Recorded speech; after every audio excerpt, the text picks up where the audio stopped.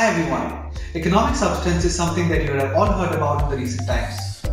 Many people are worried about what it is, how to file for ESR, and also wondering why UAE has suddenly implemented this law. So today in this video, we will try to sort out some of this confusion. Many companies, especially multinationals, took advantage of different low tax restrictions and saved a lot on taxes. They did this by purely trying to book the income in these low tax restrictions.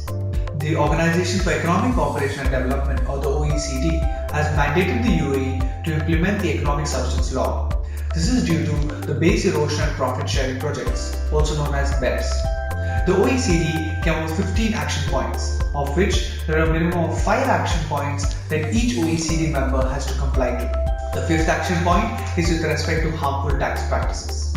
This basically means that if UAE wants to meet these minimum 5 action points, UAE has to implement the Economic Substance Law. The objective of this law is to make sure that the businesses are carrying on activity in the UAE and are really doing business here, rather than just have licenses to purely book the income in this country. That is, it must meet the economic substance interest. The law is specifically focused on businesses that perform and earn income from these stated relevant activities, which includes companies in the mainland, offshore and free zones as well.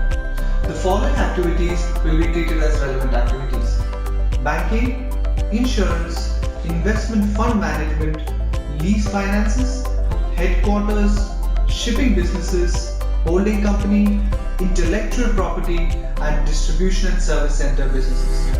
In the coming weeks, we will post separate videos explaining what each of these activities mean. The first step here for businesses is to notify the relevant licensing authorities if they are conducting any of these relevant activities or not. If so, which relevant activities are being conducted. The next step is to submit the report. This needs to be done only by companies that are conducting these relevant activities.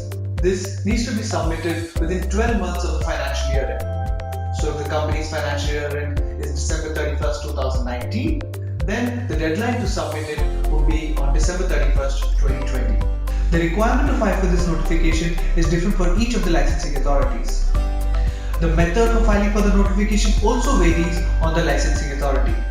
Most licensing authorities have a deadline of June 30th, 2020.